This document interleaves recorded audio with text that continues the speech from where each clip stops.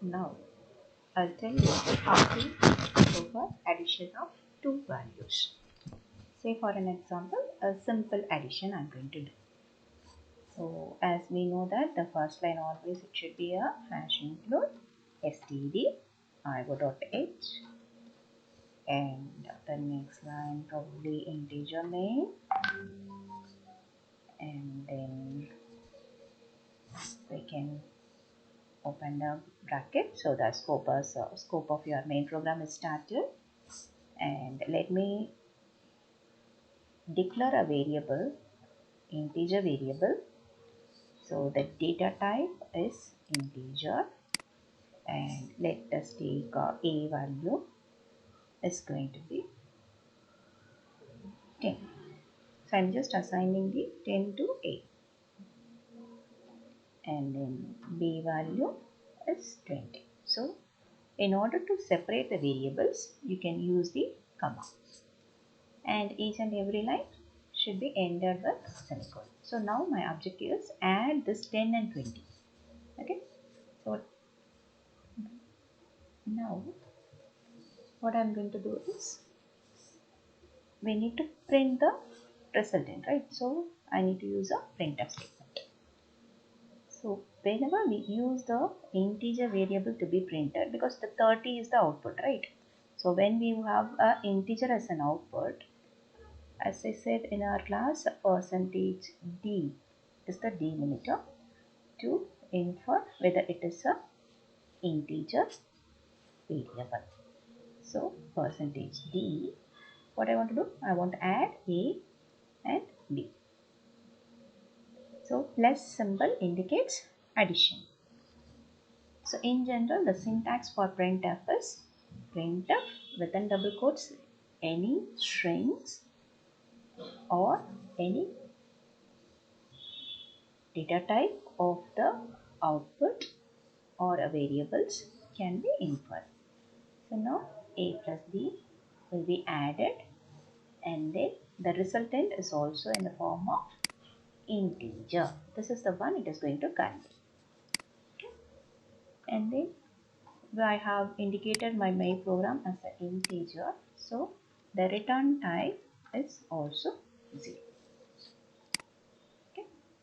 So now what I am doing, I am just taken a value directly as 10 and then b value as 20, and now I am going to add this a and b, and then the resultant of this is going to be printed.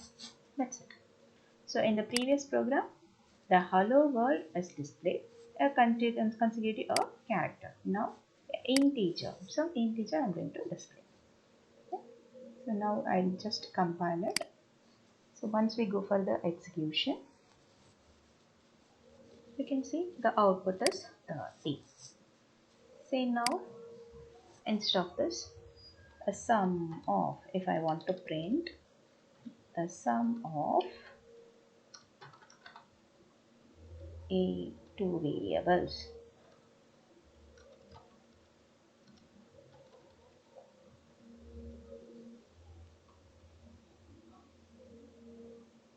is space. I will remove the space here so that you can see how it is going to be. I'll just give a equal.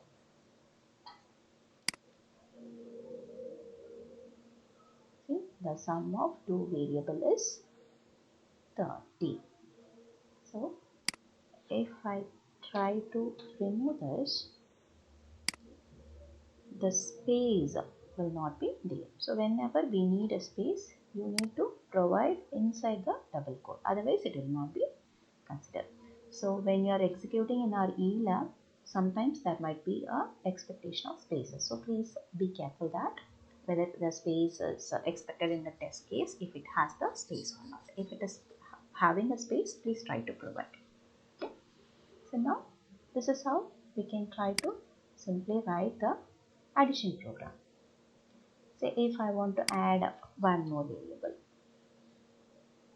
C is 50. So what I can do is I can simply add the C value here. Let us run for this. So you can see sum of three variables for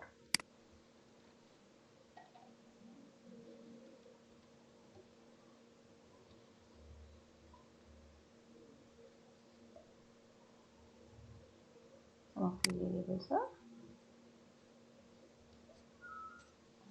the value will be printed out. Okay. So in this manner you can try to simply do the addition. Say now I haven't received anything from the input. Just I am assigning the A value as 10, B value as 20 and C value as 50. This is the one way. The other way is you can also give integer A, integer B, integer C. And then you can also assign the value for the variable. So when you are trying to assign the value for the variable, it should be given in separately. Okay. So now just I declare three variables are of integer data type and then I just assign the values for that and we are doing the addition. This also same as the previous one. Okay. Hope you understood the integer data type declaration and then the assignment of value for the particular variable. Okay. So now we have just gone through the integer data type. Say now I'm going to take integer, one integer variable, the other one is the float, the other is the character. Okay, so now my objective is try to print integer, character as well as the float. A float is nothing, integer is the integer value, float will hold the real values and case character holds the single character. Okay, so now what I'm going to do is I'm going to print the value. So let's say A is equal to 10. B is nothing but the float data type, so it should contain a decimal. Okay, let us say 23.5. And C, it's a single letter character, so I need to give in a single quote. Say A. Okay, so now what I want to do is I want to print. So print F within bracket. What are the values I want to print?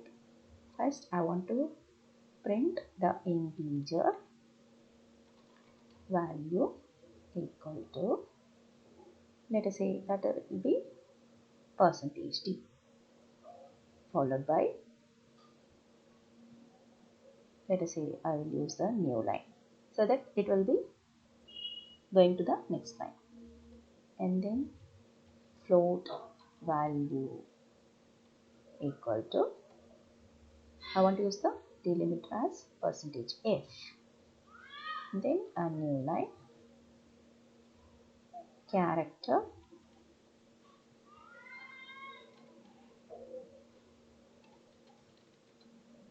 value equal to, or character equal to, it's up to you, character equal to percentage %c. So this already we have discussed in our class. So this entire, first what I want to do, I want to print the percentage %d, that is the integer value. So I will pass that argument. What is the argument name? A. The variable name is A. And then the next is the float. So float is in the variable name called B, followed by the C. So character I have stored in the C. So we will give C here. Semicolon. Okay. So now I'll just come run it. Okay. So you can see the integer value equal to, so wherever you are giving this inference, the value of that first variable will be holden, and then the second one is the float. So you can see the float value is displayed. So by default the float will take after decimal 6 digits. Okay, we'll see the specifications later. And then the character A is also displayed. Hope you have understood this. Different type of data types. Basic data types are real, integer and character. So this three right now we have discussed.